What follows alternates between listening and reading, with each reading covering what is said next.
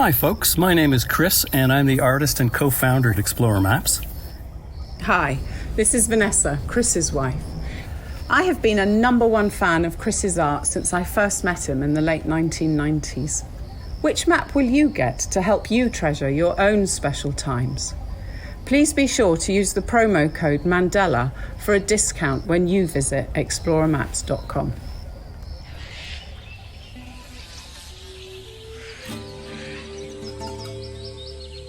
Welcome to The Trail Less Traveled, an adventure radio series and podcast dedicated to collecting stories and sounds from around the world in order to take you back to mankind's earliest form of entertainment, storytelling. This episode was recorded on location in collaboration with Explorer Maps. Missoula, Montana is a mecca for outdoor enthusiasts, and each week we will bring you tales of adventure from both near and far, as well as information and inspiration and a few tunes to set the mood. You can subscribe to the podcast and learn about our international outreach projects at traillesstraveled.net.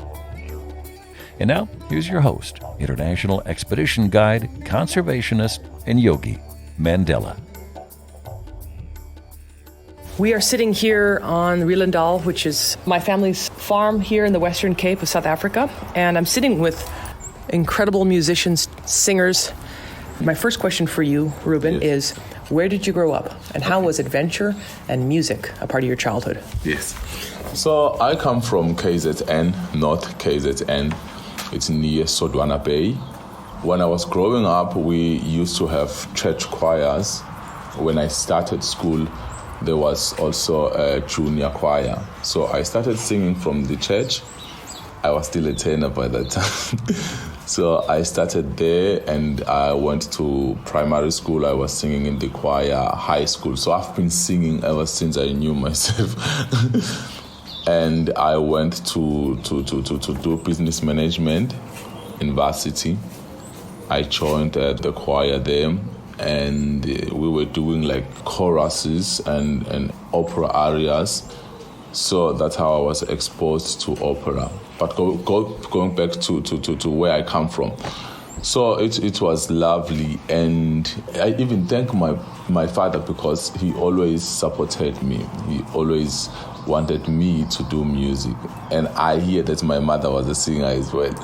So maybe it comes from there also. But I just want to butt in. I don't want to steal your thunder, but you didn't explain exactly where you came from. I think for your audience, yes, you come from Zululand. Yes. You come from the heart of Zululand. Yes. KZN in our province, in our country, is a province, KwaZulu-Natal, but Zululand is a specific region where the king comes from, and where royalty comes from, and the real Zulu, not that the others aren't, but it's very Zulu. It's a very deep tradition and culture that comes from there. So he comes from the area which is very, very deeply Zulu.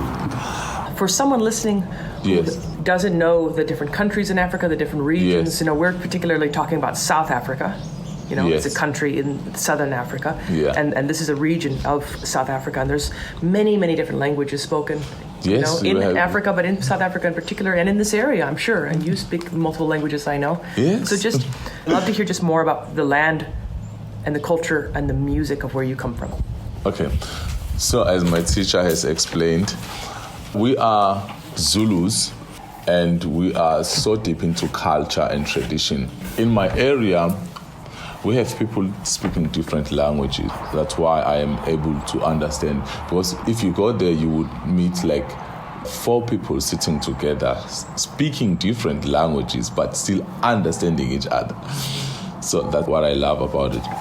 And also, it's a beautiful land with beautiful rivers and oceans. You see, the indigenous music, they get born into.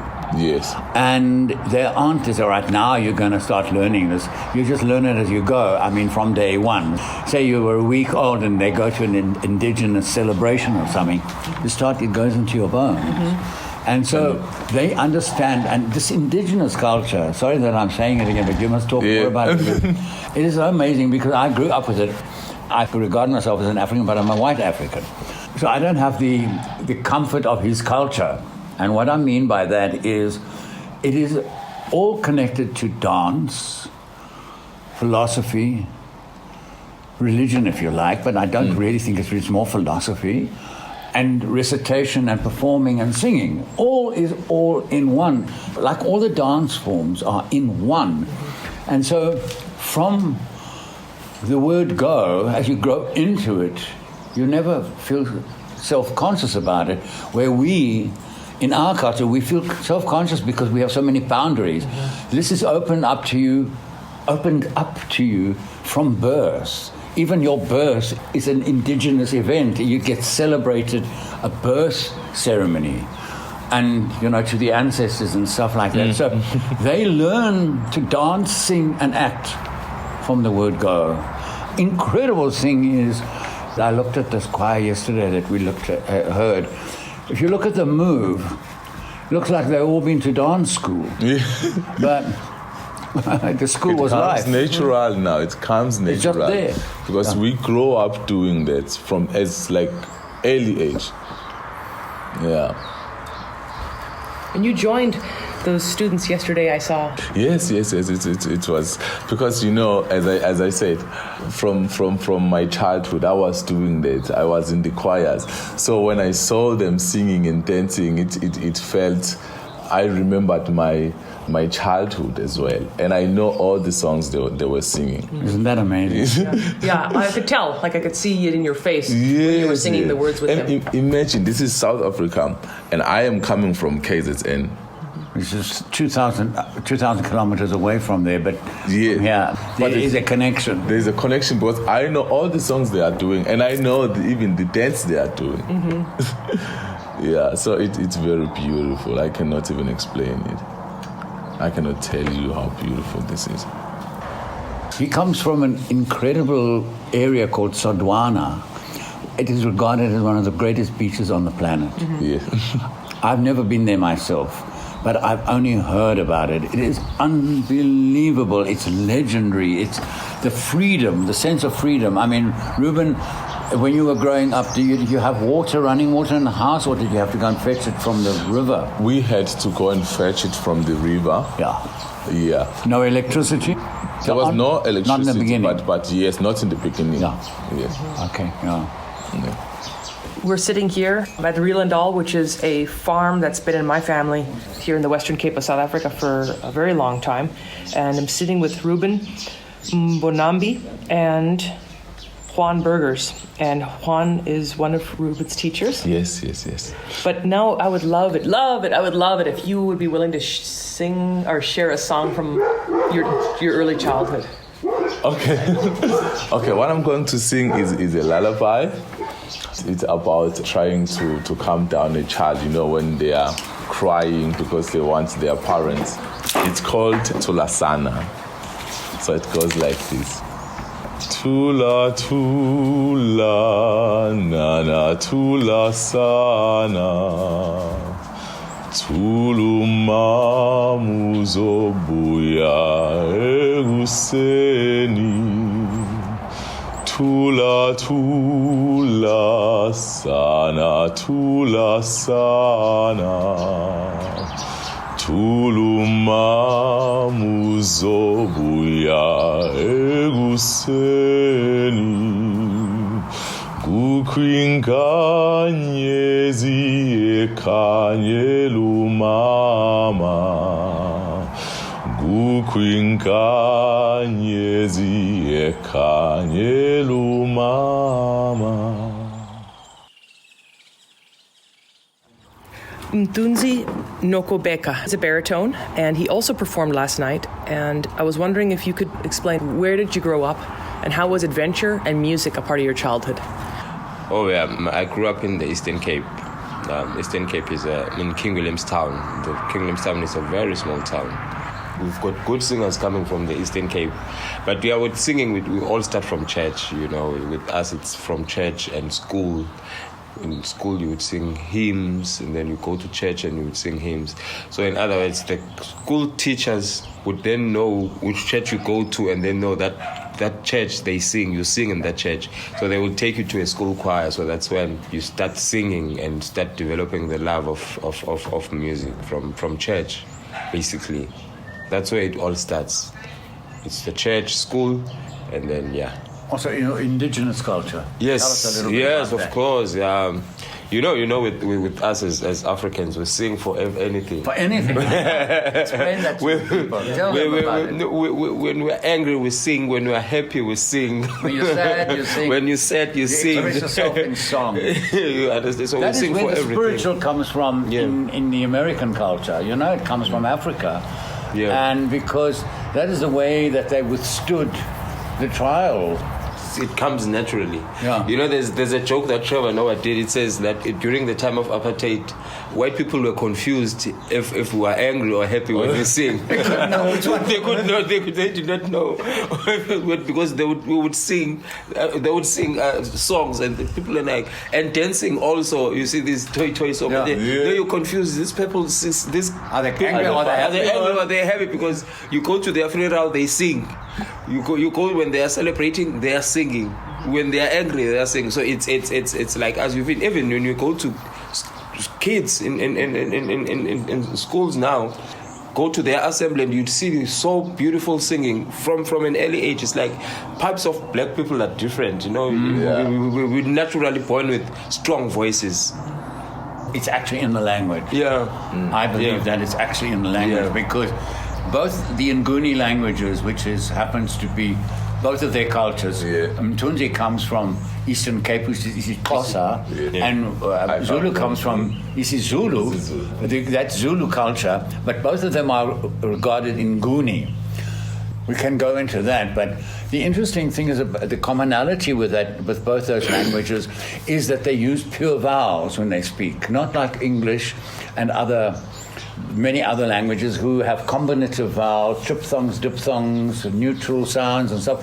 There's all pure vowels, so i.e. there's a resonance in the language, number one.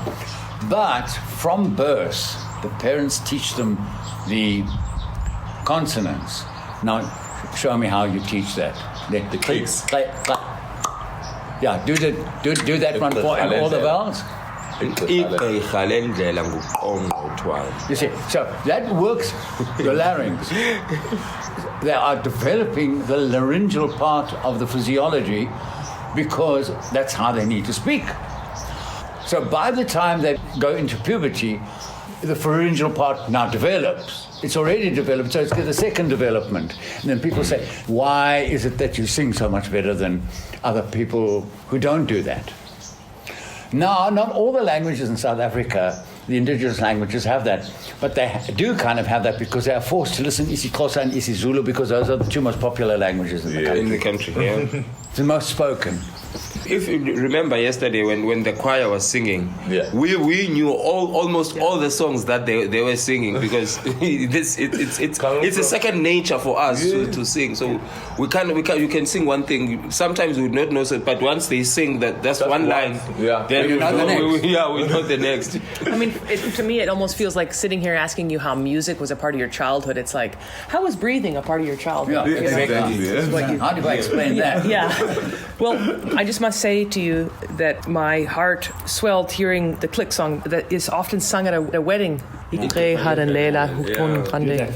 Would you sing that song, please, potentially? Yeah. Would you be willing to do that? It would make my day. The song goes like, Igqirha lendlela nguqongqothwane Igqirha lendlela kuthiwa nguqongqothwane Igqirha lendlela nguqongqothwane Igqirha lendlela kuthiwa nguqongqothwane seliqabele gqitha pha nguqongqothwane Siliqabele gqithapha uqongqothwane Siliqabele gqithapha uqongqothwane Siliqabele gqithapha uqongqothwane. And then you have like traditional healers. They would sing it differently. Igqirha lendlela nguqongqothwane, igqirha lendlela nguqongqothwane. And they would have like some sort of a dance like they do. Igqirha lendlela nguqongqothwane, igqirha lendlela nguqongqothwane. So it goes with the foot, and also you see, and the harmonies are very beautiful. You see how he sings. You see, it's like harmonies are like that with us because it comes naturally. Because mostly when men would sing it, they would somehow find harmonies alone because on their own. Yeah.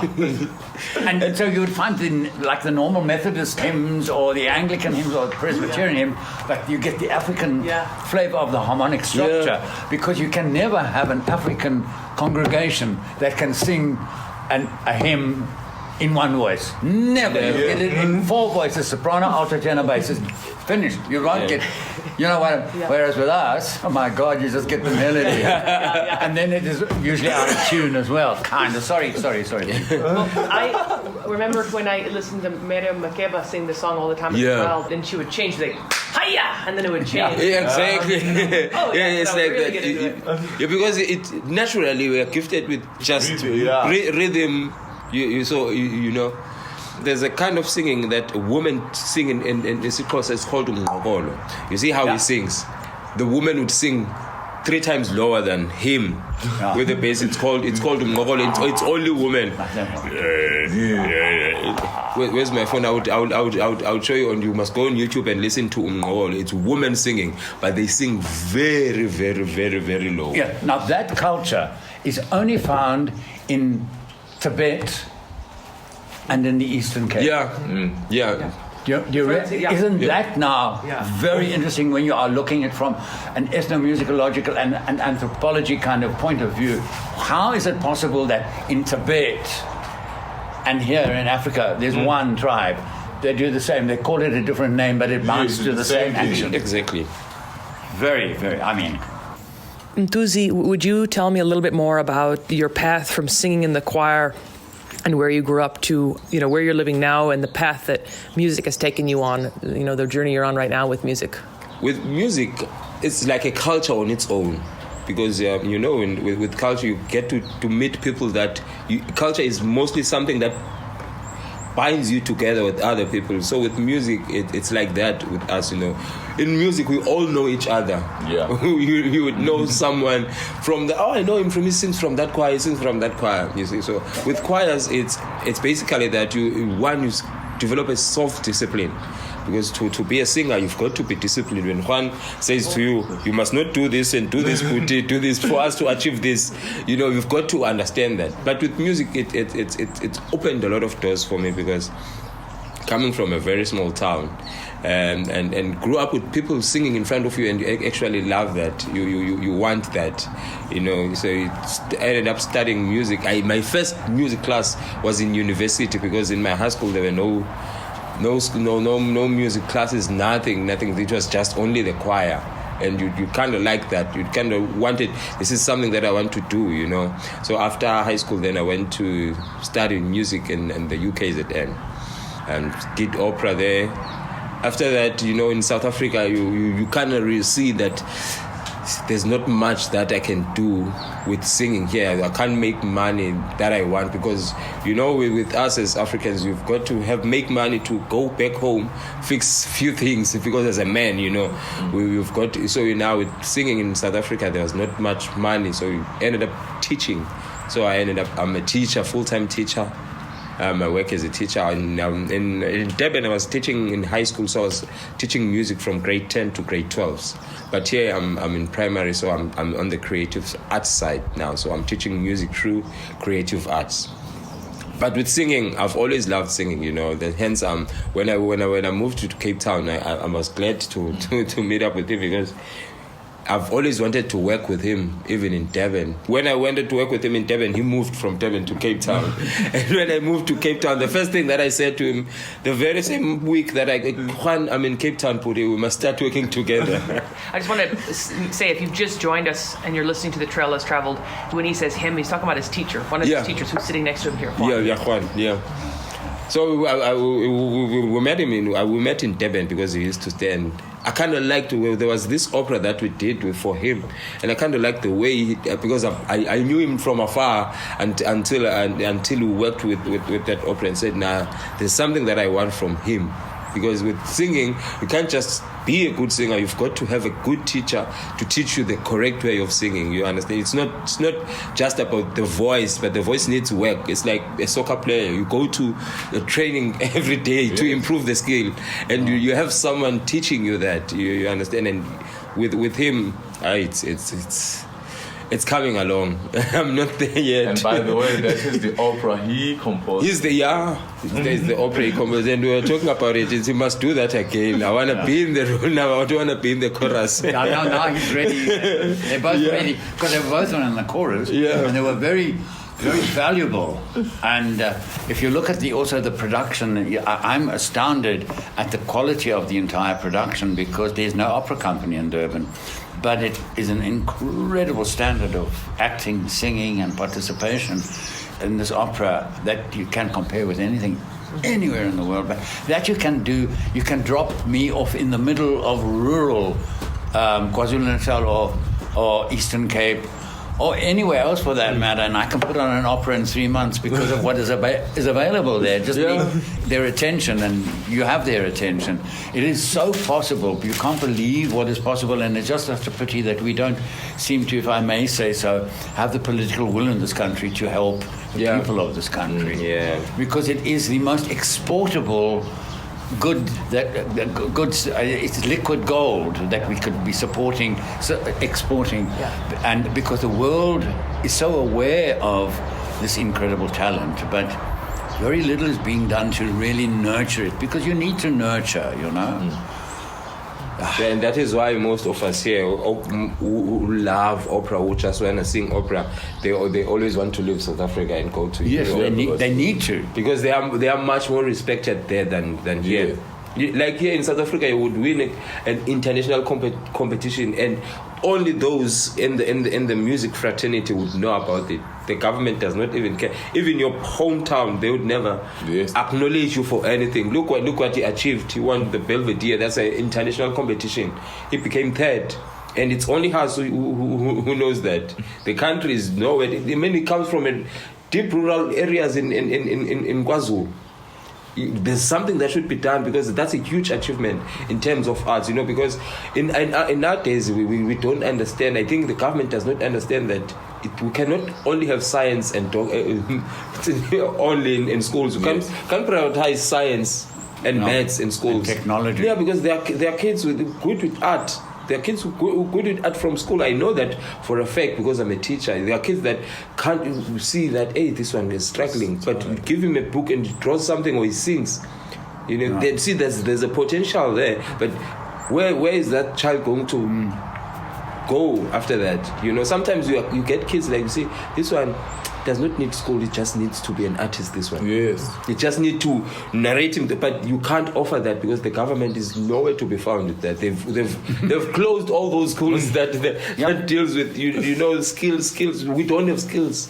You just teach them mathematics, and that this one does not need mathematics. He needs to be a singer. Yeah. But it's one of my favorite sayings is children are our greatest natural resource. Yeah. And, I also like to do outreach and go into schools, and I play the didgeridoo for the kids. And I just hope that somewhere deep inside there's a seed that's getting planted, a seed of curiosity, whether it's about culture or about music, or just about travel. And it's kind of neat to see those kids grow up and then sometimes come up to me later on and say that maybe they didn't start playing the didgeridoo, but they started to sing or something. Exactly. Because music is an international language. Kids are very curious. Yeah. Kids are very curious. When I just started here, there was no choir, there was no school choir. So when I started, I said, no, kids who want to come sing for a school choir must come. There was about 80 of them that came. Yeah. Because that's how curious they are. You understand, and you start singing with them. You see the faces when they even come to say, when are we singing again? Say, we must sing during the break. You must sing during the break time now. Not you see. So they love this thing. The kids wants to be busy, but we're not giving it to them because we are busy with other things also. But the wonderful thing about a school with a choir, it creates such coherence in the school. Yeah. Because those vibrations go out into the atmosphere, and the entire school starts performing better on all levels, whether it is discipline or whether it is academically or sport or any such thing. Unfortunately, that doesn't seem to kind of hit the consciousness of the people who are operating these things.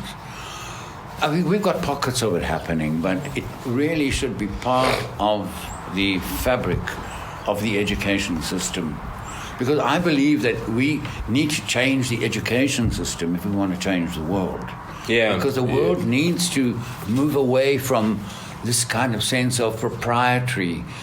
I own this and it's not. We need to share resources, we need to share ideas, we need to fertilize the earth with creativity and with that of being together rather than being separate, because separateness is not going to solve. We have a world dilemma in terms of where are we going as a group consciousness, because we could either completely self-destruct or we could solve the problem. Yeah. And the only way we can do it is through art, music.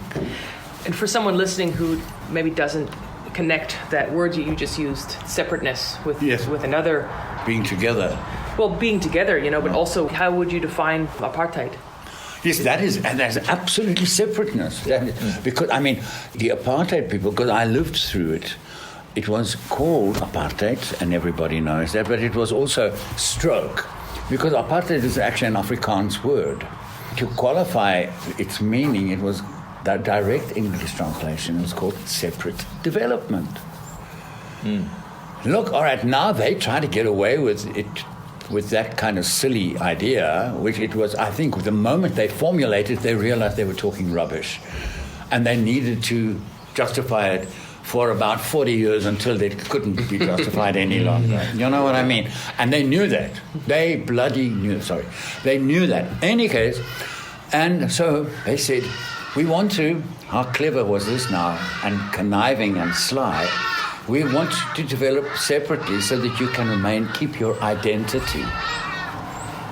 Isn't that very clever? As if we're going to lose our identity when we are going to start sharing. Yeah. We can only enhance, because we should be celebrating our differences. Yes. Because otherwise life would be very blooming boring if we were all the same. You know what I mean? We all look the same, we all behave the same, we all like the same stuff. We're going to have a problem. It's going to be really intolerable. Jai? I agree. We're sitting here on the trail less traveled. We're here underneath the Langeberg mountain range, and I'm sitting with three phenomenal musicians, Juan Burgers Reuben Mbonambi and Mthunzi Nokubeka. I would love to return and take the turn in the river that takes us more towards the road of opera and just understanding opera a little bit, and Juan, your background, but now it's time for another song.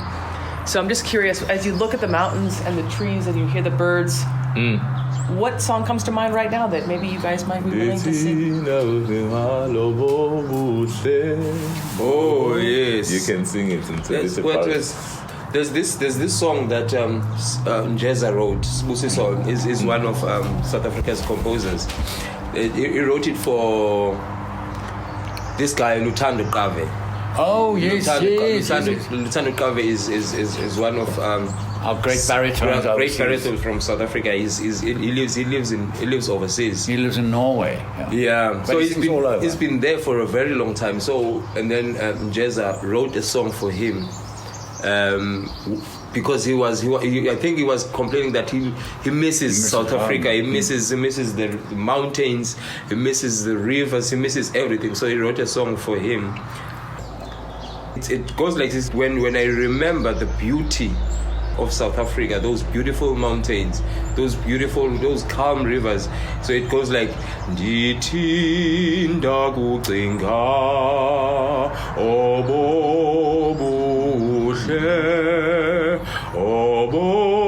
buhle zizehlele inyembezi. That means is that when I think about the beauty of South Africa, I just cry. Makes me sad. I become sad and so is inyembezi. This is a hell inyembezi mean that my tears just go down. Yeah. It's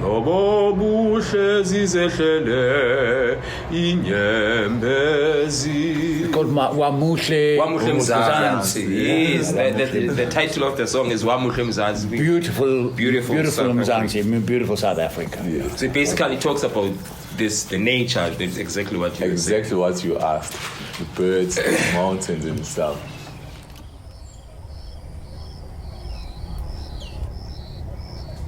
It was while we were living internationally, about 11 years ago, that Explorer Maps first started. When Chris and his brother Greg decided to join forces and bring the maps to the whole wide world. Hi, this is Vanessa, Chris's wife.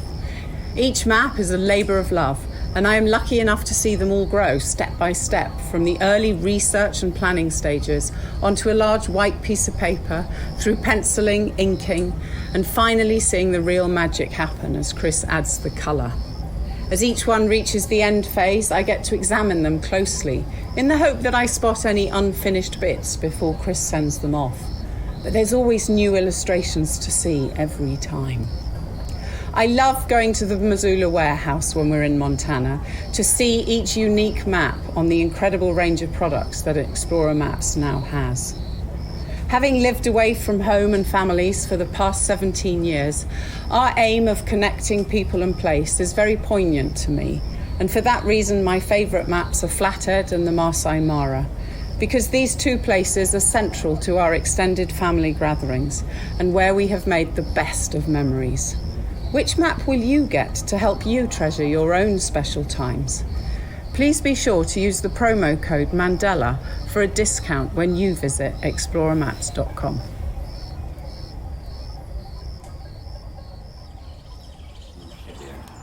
We are recording the Trail Less Traveled in front of a farmhouse that I believe was built by my great-great-great-grandfather.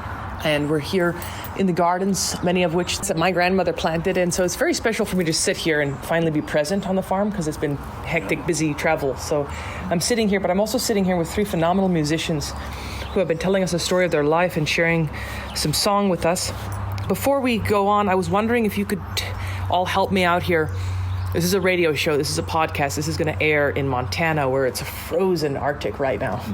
So for someone listening overseas, can you paint the picture and describe to the listener what it feels like to sit here? What are you looking at right now? Well, I see these beautiful green, lush trees, and one particular one here with these beautiful violet blossoms called the jacaranda tree, which is originally from Australia, but this beautiful lawn, green lawn. You could be anywhere in the world where it's beautiful. This reminds me of the beautiful English poem called Fern Hill by Dylan Thomas, happy as the grass was green. I can imagine being happy because the grass is green. Now, that is the kind of thing which makes me very happy, because I don't really like winter. So I feel sorry for people who have to experience cold winters, because here in where we come from, our winter is a walk in the park in comparison to what winter happens elsewhere. We are very, very blessed in terms of the elements. The elements are kind to us. We could actually even survive outside. Tell me what you see, Rube. I see these beautiful mountains and all these birds which are singing here. They're giving me beautiful music. And it's just so bright. It's just so bright and beautiful. You see that tree over there? It's called a fiddlewood. It changes, it fiddles. The leaves fiddle, which means they change color all the time. It doesn't say the same. It fiddles during all the seasons, it changes different colors. That's why it's called a fiddlewood. Mthunzi? Being here reminds me of my grandmother. You know, when you go to the rural areas, this is kind of what you would see. Wow. Mountains and trees, you know, because we stay in towns now. Yeah. Yes. You know, when you visit your grandmother, you kind of because you would sit like this and look at the mountains and tell you stories about those mountains. This is how your father grew up, and so I'm kind of reminded of that. That's beautiful. It's amazing. You know, it's amazing. I mean, like this is you could just sleep here.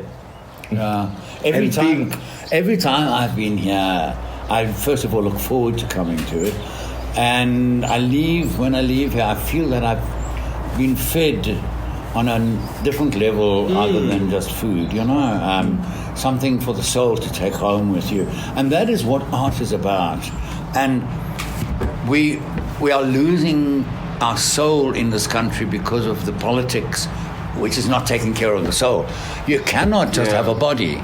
We are not a body only. We are a soul having a physical experience, not a body having a soul experience. We're essentially soul. And if we don't look after the art full stop, on any level, we are not fulfilling the human purpose. But we will get it right. There's always a chance of it happening. There's a chance. Juan, will you tell us more about yourself? You're sitting here surrounded by two of your students. Yeah. And we haven't talked that much about your background and your path to music. Can you tell us a little bit about that? Oh, mine was very, very, very... I consider myself incredibly fortunate to have been born into a musical family, and particularly a mother who was a singer. She actually sang at a concert the night before I was born. And so I was gestated in a body that made a lot of noise and made a lot of beautiful sound. And she had a particularly beautiful, beautiful voice. And it became very, very clear to her and my father that I was exhibiting tremendous, interest in music. But I was also lucky in that my father was an artist. He was an incredibly good painter, sculptor, but he also needed to look after 5 hungry kids and a demanding wife. And so he and she went into business together. And they created properties and sold them, bought properties, then would design a property. She would do the garden and help design that and the other. So that is kind of how they managed to pay the bills, and really, because all of the 5 kids, they gave them a musical education. It was, my father never said, "Oh, must I give money for your piano lessons?" I mean, from my first day at school, I went to piano lessons. So I was very, very, very privileged. And that is why I very gladly give out when I got, because I got it without asking for it. It was given to me. So I like to give things to people. If people can't pay for a lesson, I don't stop them from coming for a lesson, because we can't wait for them to get money, because that might not happen. And that has been kind of the way I teach, because I feel that the energy that you put into something doesn't only go into that person that you're doing it, it actually goes into the atmosphere and the environment and nature hears you and observes you, and then it feeds you back. So it's been a very, very amazing thing. But the wonderful thing was that my mother was a singer. And I started going to opera rehearsals around about the age of 10, when opera started, professional companies in this country. My mother was in one of them. And so I was allowed, I asked my mother, "What are you singing?" Because it was different to what I'd been hearing. So she said, "I'm not going to expect you to just come along with me tonight, and then you can see what I'm doing." And I went there, and it was the Marriage of Figaro of Mozart, Act 1. First scene. And what happens in Act 1 is unbelievable. And the plot and the way it's written and the comedy and the seriousness of all that. You, Mthunzi, you sang an aria from there last night, the Count. And the Count is busy already in Act 1 trying to get all these girls around, that kind of thing. As I said, it's about social comment of the nobility. And I fell in love. I knew that night that this was where I'm going to be going. And my mother didn't say much. I could see that she was terribly pleased, because I said to her when I got in the car, she said to me, "And what do you think now? What do you think of all of that?" I said, "Mommy, I now know what I'm going to do for the rest of my life." And I could see that she was very, very happy about that reply. But sometimes I think to myself, why didn't they make me become a lawyer or a doctor so I had more money? But yeah, so it's kind of like one of those things, you know what I mean? Because my parents never made me realize that money was quite a difficult thing to get a hold of, because it was always there for me. To a certain extent, that wasn't quite that good, you know what I mean? It's not that I didn't realize I had to make money, but I never actually considered trying to accrue money for myself. I always used money as a means to get by. And maybe that's right, maybe that's wrong. We'll find out one day, I don't know. But that is the way I did it. As a kid, I did very well as a singer. I was taking piano lessons from first day at school. So being a pianist was for me a very natural thing, but being a singer was also a natural thing. But I didn't like the way that my voice changed when I became the voice of a man. I wanted to be a tenor, and I was a baritone, and I was very depressed about that for a long time.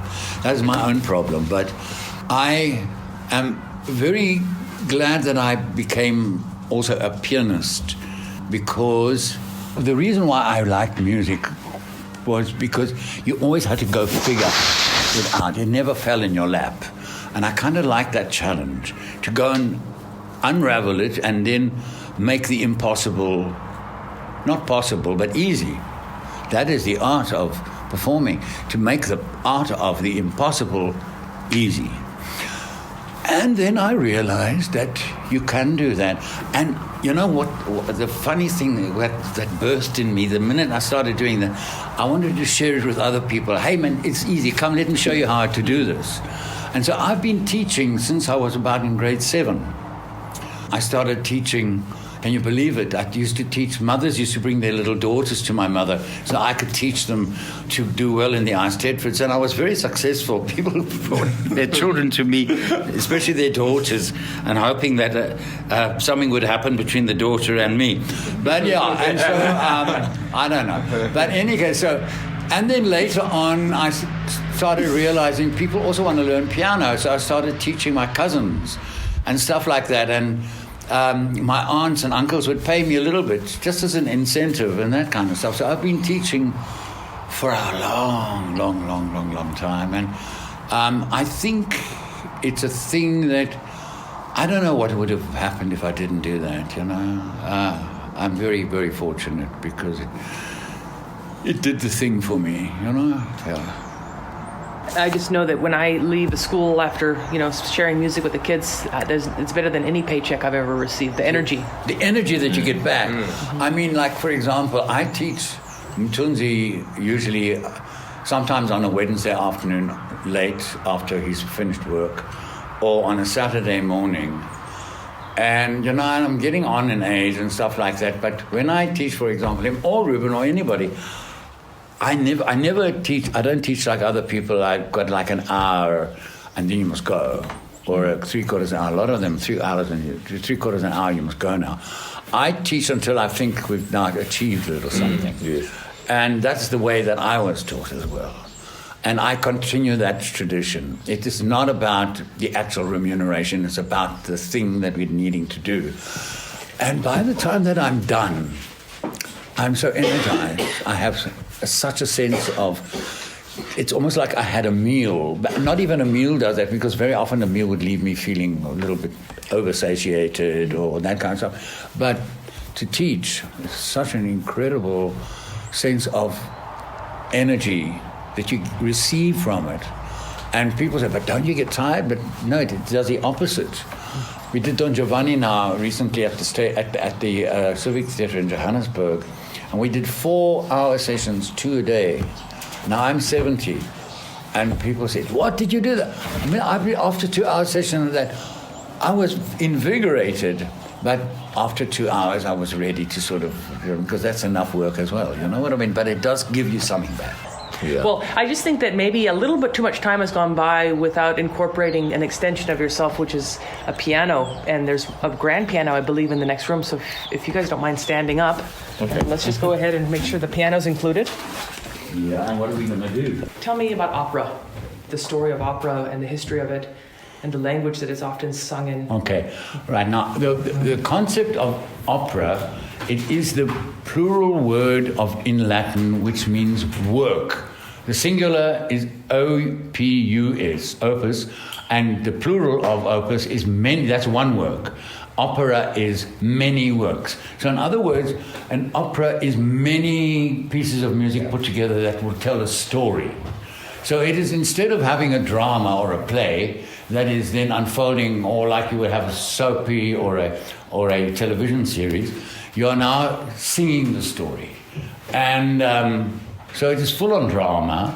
And the first example of an opera dates as far back as 1612, Claudio Monteverdi. And the first opera that can be considered an opera is a work called L'Orfeo. It's a story of Orpheus in the underworld and his girlfriend Eurydice, who he tries to bring back to life, but they have to follow certain rules that the gods tell them. So it's that story, that love story. And so that's the first opera. So your first crude version of an opera is more than 400 years ago, 410 years ago. So it developed from that. And also the instrumentation. The instruments were very primitive string instruments, viola di gamba, all ancestors of the string family. And the flutes and stuff, all Baroque flutes and stuff, which all developed into the woodwinds of the orchestra today, and also the brass section, which is the trumpets and the French horns and all that kind of stuff, and the percussion and all that. So it grew from that. It's like a tree growing, you know, and the tree grew and grew and grew. Imagine a 400-year-old tree, and there are many of those apparently around. So this is a 400-year-old tree that has developed into the incredible height of opera, which I would say that opera came to its full height about 100 years ago. And then it was the end of what we would call the Romantic era. If you take where opera started in the early Baroque, late Baroque, early Classicism, Romanticism, mid-Romanticism, late Romanticism, and early 20th century music, which had some of its feet still in Romanticism, and then all hell broke loose. It is roughly around about the time of the Spanish flu, that first pandemic of the 20th century, when we started developing on a technological basis instruments that were no longer driven just by an organic instrument. This instrument is a piano. It is made out of ivories, strings and hammers and wood, and it resonates organically. But now, slowly, electricity was being introduced onto the planet. The electrification of the Earth started in 1918, and within a few years, the whole Earth became electrified, and that's where the flu started. Like we have just recently had something happened there. We will still find out exactly what happened, because I don't believe we know it all. And we need to know what happened. And so I think we, as a race, as Homo sapiens, as mankind, we are at the edge of a bit of a cliffhanger in terms of our identity, because we need to hold on to our humanity and not forsake ourselves with genetically modified stuff, because it started happening with electricity, electrically driven instruments, and if you look at our symphony orchestra, it's all organic instruments. It's all played on breath or physical manifestations of strings or wood and all that kind of stuff. That is how all this music is made. But then came the concept of undoing the key. There we are. That we can hear that it's harmonic.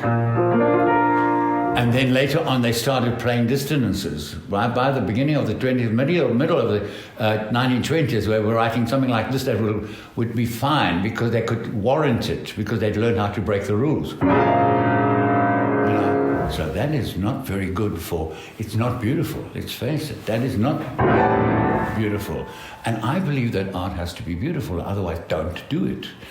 So what happened, it actually happened with Puccini. If you look at the history of opera, and at a point, it all disintegrates. It disintegrated actually at the death of Puccini and Richard Strauss, with the dismantling of the key, going for atonality. Now, tonal is a key in a tone. You get then bitonal, but then comes polytonality, and then we start getting confused. And then came atonality when there was no key. So it was like open field, write whatever rubbish you want to do. And that is where the mind started interfering with the aesthetics of the heart. And so that is kind of where we are at. But I think we're at the point, exactly 100 years later, to dust ourselves off and say, let's please continue with the beauty now, and let's get over with this mental interference, which is called in Sanskrit paragya parad, which means the mistake of the intellect. When you have achieved perfection, don't overachieve perfection. Stay with perfection. If you built the perfect house, don't, because you have too much money, decide you want to change it purely because you have the money. You are really messing around. And I think that is kind of where we're at in terms of, we've had a whole century almost. Puccini died in 1924. So it's almost 100 years ago. And it's time to wake Puccini up. That kind of thing, you know, in that vein. We've been here on the Trail Less Traveled, speaking with three amazing musicians, and I want to just say, Nkosi Kakhulu, thank you so much to the three of you for sharing your story and your time on the Trail Less Traveled. If you could each give us one piece of advice for whoever's listening out there, and then maybe we'll do a song. Well, follow your heart. Yeah. If you let your heart is actually your brain. And unfortunately, the West, when I was growing up quite a few years ago, said, don't think with your heart, think with your brain. My advice is, don't think with your brain. Let your heart is a better brain than your brain. So just follow your heart and it'll guide you there. Yeah, that's it. Prioritize yourself, you know. You must be happy all the time, you know. Prioritize your happiness and peace, because we don't know how much we've had in this earth. So if you're always going to have worries about what people are saying, that just be yourself, be true to you, and you'll be happy. What I would say is try to find your purpose in life while you are here. Once you find that, you will see how beautiful life is, and try to do that wholeheartedly every day, because tomorrow is not promised to anyone. So, yeah, that would be my advice.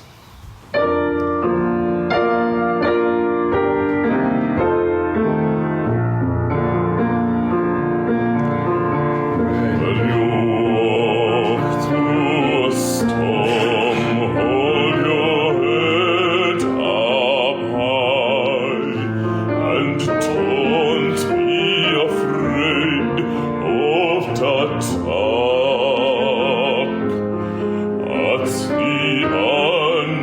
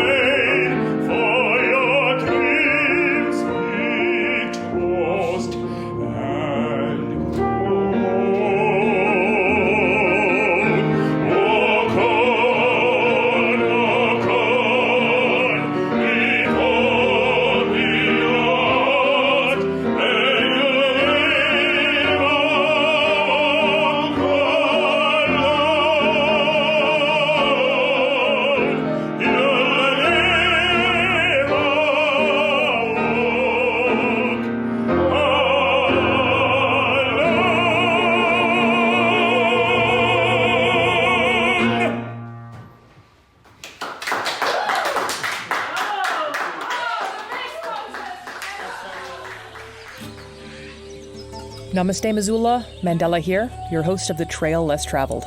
Tonight's episode was recorded on my family farm on the Western Cape of South Africa. I would like to thank the 3 phenomenal musicians who joined me, Reuben, Juan, and Mthunzi. Nkosi kakhulu. The Trail Less Traveled is the Trail 1033's locally harvested adventure radio series. I hope this show is a source of adventure information and inspiration. You can catch the premiere every Sunday night at 6 Mountain Time. Stream it live online at trail1033.com. And if you missed the premiere, check out the podcast, available everywhere, with the full show archive at traillesstraveled.net. That's it for this week's adventure, my friends in Missoula and around the world. But until next week, please remember, conservation is not a spectator sport. Please do something to give back. And remember, the thing about the Nar is, it doesn't tread itself.